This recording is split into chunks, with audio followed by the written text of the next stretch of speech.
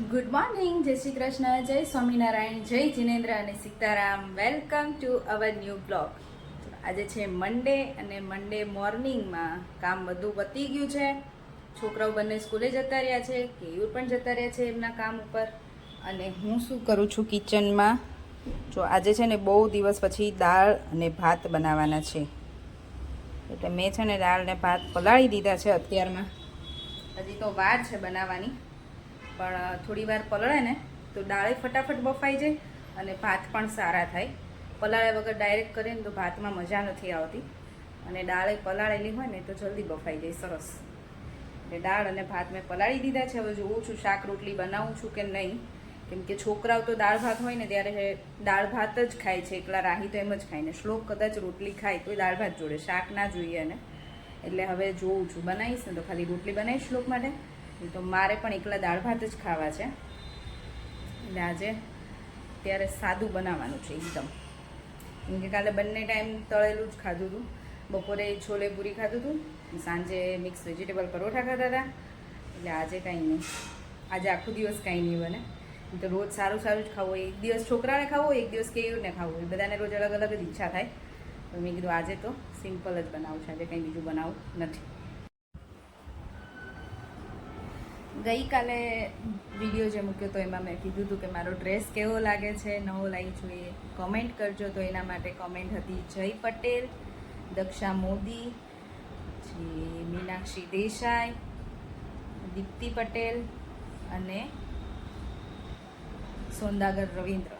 એટલા જણાની કોમેન્ટ હતી કે ડ્રેસ નાઇસ લાગે છે. તો thank you so much comment કરવા માટે. જો અમારી મસ્ત ગરમા ગરમ દાળ તૈયાર છે, પાપડ શેકી દીધા છે, રાઈસ બનાવી દીધા છે, અને અહીંયા સલાડમાં ડુંગળી અને ટામેટું સમારી દીધું છે. અને રાહી અને શ્લોક આવી ગયા છે ઘરે. અને રાહીએ આવતા વેત જ શું કીધું, રાહી અને શ્લોક બંને બહાર શેની સ્મેલ આવતી હતી? તમને ખબર પડી ગઈ ને કે દાળ ભાત બન્યા છે નહીં? બહારથી આવતા આવતા દરવાજામાંથી જ બોલે છે કે મમ્મી આજ તો ભાત બન્યા છે, દાળ બની છે, દાળ ભાતની સ્મેલ આવે છે. અને જો પાછું મોહનથાળનો ડબ્બો લઈને બેસી ગઈ છે. સ્વીટ તો એટલું ભાવે છે ને આ છોકરીને, હે ડેડી જેવીને ફિયા જેવીને થઈ છો, હે ને? ચલો ચલો નીચે બેસો, હાલો અહીં નીચે લઈ લે બેટા, હાલો. જો શ્લોક ગયો છે કપડાં ચેન્જ કરવા, અને હવે અમે લોકો લંચ કરી લઈએ. જો વાગ્યા છે અત્યારે 5:30, અને હું છે ને ડ્રેગન સમારું છું, ડ્રેગન ફ્રૂટ. છોકરાઓ આખી બપોર રમ્યા છે, રાહી ને શ્લોક અને એના ફ્રેન્ડ. મજા આવી ગઈ યાર તો એ લોકોને રમવાની. એટલે કંઈક બનાવતા હતા, આર્ટનું કંઈક કરતા હતા, બધા કલર્સ ને બધું લઈ. બહુ ભૂખ લાગી ને એટલે બહાર નીકળ્યા છે, નાસ્તો કરી પછી નીચે જશે રમવા.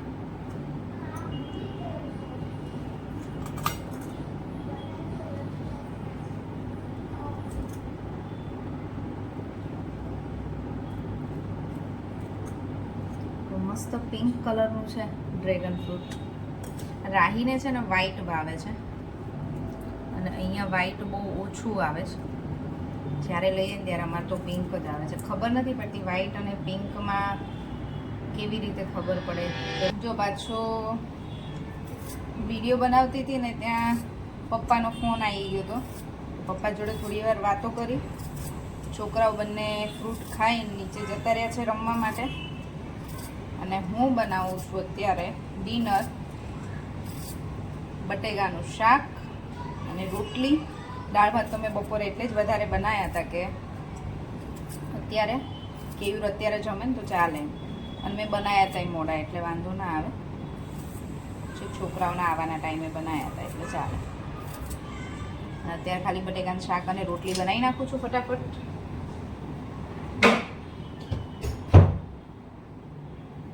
કેમ કે અમારે મમ્મી પપ્પા તો લંડન જતા રહ્યા, પણ હજી અમારે છે ને ત્યાં મોકલવાની વસ્તુની શોપિંગ ચાલુ જ છે. કેમ કે એમની સાથે તો બેગમાં એટલું બધું વજન નહોતું, એટલે ખાલી એમના કપડાં ને એવું જ ગયું છે, વધારાનું કંઈ ગયું જ નથી. એટલે બીજી બધી થોડીક વસ્તુ જે અમે ખરીદી હતી બેનને મોકલવાની હતી એ બધી અહીંયા રાખી હતી કુરિયર કરવા માટે, તો એ કુરિયર પણ કરવાનું છે. અને એમાં જ પપ્પાએ મંગાવી છે ને વસ્તુ, તો હવે પાછું એ લેવા જવું છે. એવું ફટાફટ બનાવી દઉં ને શાક રોટલી. કેયુરને ફોન કર્યો મેં તમે વહેલા આવો તો જઈ આવીએ અને વસ્તુ લઈ આવીએ, તો પછી કાલે કુરિયર કરી દેવાય. એટલે જો હું છે ને ફટાફટ હવે બટેકાનું શાક ને રોટલી બનાવી દઉં. એ આવે ને ત્યાં અમે લોકો જમીન પછી પાછા આજે શોપિંગ કરી આવીએ એવું છે.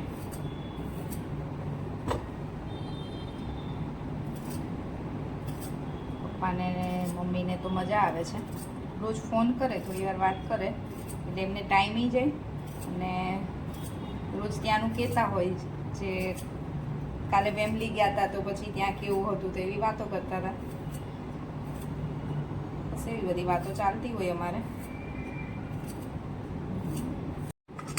જો પપ્પાનો વિડીયો કોલ આવ્યો હતો ને તો રાહી મારી કમ્પ્લેન કરતી હતી, કેમ કે એને છે ને પપ્પા રોજ બપોરે આઈસ્ક્રીમ કે ચોકબાર એવું કંઈક લઈ આપે. અને એમાં ગરમી ઉનાળો હતો, વેકેશન હતું ને ગરમી હોય એટલે શિયાળામાં ઠંડીમાં જ ન લઈ આપે, બાકી પપ્પા કાયમ આઈસ્ક્રીમ ને ચોકબાર લઈ આપે છોકરાઓને. એટલે અત્યારે નથી ને તો લઈને ગયા હતા, એ ફ્રીઝમાં મૂકીને ગયા હતા કેટલા દિવસથી, તો એ પતી ગયું ને એટલે આજ કમ્પ્લેન કરતી હતી કે દાદા મમ્મી મને ચોકબાર નથી લઈ આપતી એમ.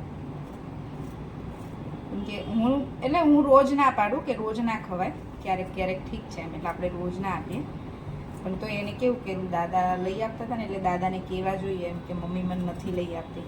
અને શું હોય કે દાદાને તો છોકરાઓ જે કે નહીં દાદા તો પૂરું કરે જ, ખબર હોય કે દાદા તો શું બધી જે કે નહીં બધું દાદા માનવાના જ હોય, દાદા કંઈ ખીજાવાના ન હોય. મમ્મીને ખીજાવવું પડે ને, પછી બધા જો એ કે એવું કરે તો પછી છોકરા બગડે ને, એટલે એવું જોઈએ. બાન દાદા હોય ને ત્યાં છોકરાઓ બા દાદા જોડે જ લાડ કરે, અને મમ્મીને પપ્પાને થોડુંક ખીજાવવું પડે એવું છે. એટલે રાહી તો મારી કમ્પ્લેન કરતી હતી આજે પપ્પાને. જો મસ્ત અમારું છે ને બટેકાનું શાક તૈયાર છે, અને રોટલી કરું છું એક બાજુ. ગરમી તો બહુ ગરમી થાય છે, ફટાફટ રોટલી બનાવી નાખું. જો અમારું ડિનર રેડી છે, બટેકાનું શાક, રોટલી, કેવી રીતે સ્વીટમાં મોહનથાળ લીધો છે, ભૂંગળા લીધા છે, દાલ રાઈસ છે, છાશ છે. ચલો હવે જમવા બેસી જઈએ. હજી તો બહાર છે ને દિવસ આથમી ગયો છે, પણ આમ અજવાળું છે. તમે વહેલા જમવા તો કે 7:45 થયા છે, પણ તોય છોકરાઓને બોલાય ને તેમ કહે છે કે હજી અંધારું નથી થયું, અત્યારમાં જમવાનું. વહેલા પતાવી દઈએ ને ફટાફટ, તો પછી બહાર થોડીક વસ્તુ લેવા જવું છે ને તો એ જો અમે ડીમાર્ટમાં આવ્યા છીએ. આજે ડીમાર્ટ ખાલી લાગે છે, બાકી તો છે ને બહુ જ ભર્યું હોય. આજે ખાલી લાગે છે, તો પગ મૂકવાની જગ્યા ન હોય, દુકાન બધી થાય.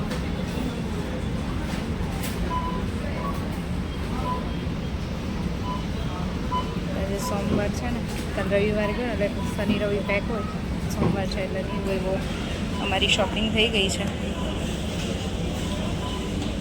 જો અમે ડીમાર્ટમાંથી વસ્તુ લઈને ઘરે આવી ગયા, પછી રાખડી લેવાની હતી, રાખડી લઈ આવ્યા. જો ઘરે આવીને રાહી કરતી હતી હોમવર્ક.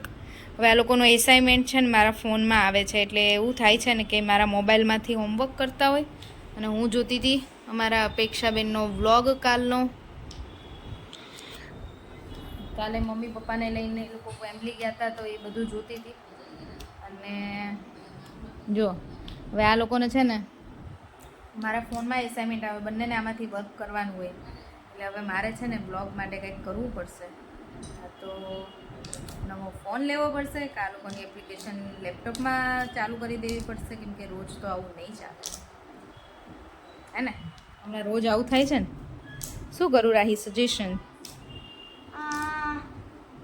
સેમસંગનો નવો ફોન લેવાનો છે. રાહી છે ને, રાહીના ગુજરાતીના રાઇટિંગ છે, કેવા મસ્ત લાગે છે ને, મસ્ત લખે છે રાહી તો. ગુજરાતી ઇંગ્લિશ તો સારું લખે છે, પણ ગુજરાતી પણ સારું લખે છે.